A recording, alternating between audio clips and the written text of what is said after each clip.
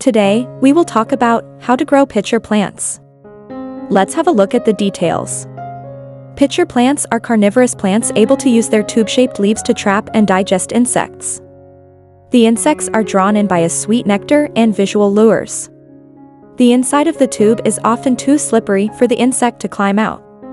When the insects fall into the pool of water on the inside, the insects are digested by enzymes or bacteria. The reason these plants formed this method of seeking nutrition is because their native soils lack minerals or are very acidic, and this method enables the plants to compensate by getting nutrients from insects. It's possible to grow these fascinating plants at home, just follow the steps. Research the requirements of each species. Carnivorous pitcher plants can be found all over the world, so the requirements to grow them vary according to the region from which they are sourced.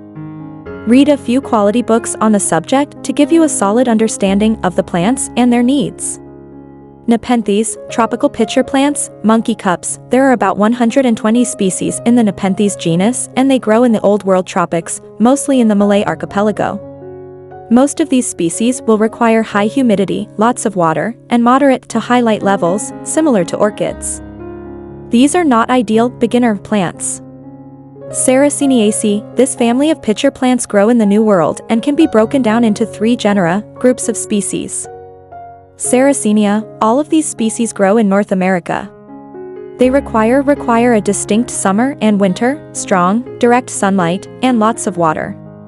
Darlingtonia, these species are limited to Oregon and Northern California and are difficult to grow.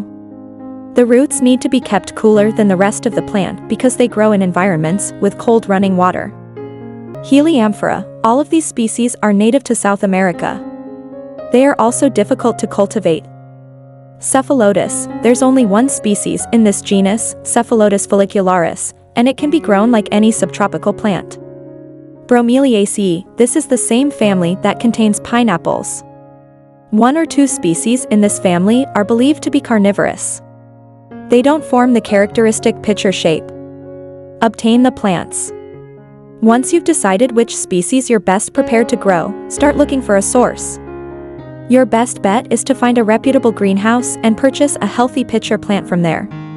Place the plant in a sunny location receiving at least 6 hours of direct sunlight. Ideal temperatures range between 60 degrees Fahrenheit to 85 F. The beautiful coloring of the pitcher plant will be much more intense if the plant receives at least a couple hours of bright, full sunlight each day, but will also grow reasonably well in partial shade. Situate the plant appropriately. Fill the cups about 1.2 centimeters to 1.9 centimeters full of water to keep the inside moist. Provide good drainage soil. The type of soil and the ratios, however, should be researched very carefully for the type of pitcher plant you have. If your pitcher plant doesn't like the soil, it won't thrive and will die.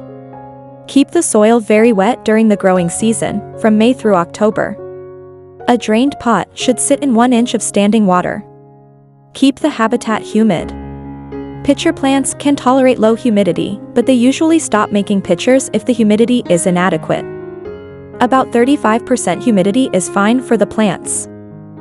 Feed the plant. If the pitcher plants are growing somewhere without access to insects for an extended period of time, you can add a few small insects, such as a fly or a cockroach, to a mature plant. However, this is usually not needed. Maintain the pitcher plant's well-being. Besides watering, humidity, and feeding, keeping the pitcher plant in good shape requires that you ensure it has room to grow and is protected. Thanks for watching this video. Please don't forget to like and subscribe to our channel if you like our videos.